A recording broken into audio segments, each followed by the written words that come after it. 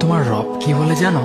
তুমি যাকে আমার চাইতে বেশি ভালোবাসবে, আমি তাকেই তোমার কাছ থেকে দূরে নিয়ে যাব আর তোমাকে বড্ড একা করে রাখবো। তিনি আরো বলেন, কখনো বলবে না যে তাকে ছাড়া আমি বাঁচবো না, কিন্তু আমি তোমাকে তাকে ছাড়াই বাঁচাবো। পিছনে সব আবেগ কেড়ে নিয়ে তোমাকে দিব্যি সামনে এগিয়ে নিয়ে যাব।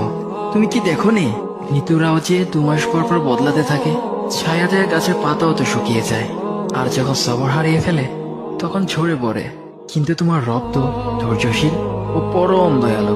তিনি তো সেই ঝরে যাওয়া পাতার ঢাল থেকেও সবুজ পাতা গজান। তুমি কি দেখছো না তোমার স্রষ্টার এই নিদর্শন? যে মানুষটাকে তুমি নিজের জীবনের চাইতেও বেশি ভালোবাসতে, সেই মানুষটাও একদিন অচেনা হয়ে যায়, তোমার মন ভেঙে যায়, এমনকি বন্ধুর শত্রুতে পরিণত হয়। আর খানিক সময় পর শত্রু বন্ধুতে পরিণত হয়। যে মানুষটাকে তুমি নিজের জীবনের অংশ ভাবতে, সে মানুষটাও প্রতারণা করে। বুঝি না, এত কিছু হওয়ার পরেও তুমি তোমার রবকে বাদ দিয়ে সেই মানুষগুলোর উপরই ভরসা করো, যারা তোমাকে প্রতিনিয়ত কষ্ট দিয়েছে।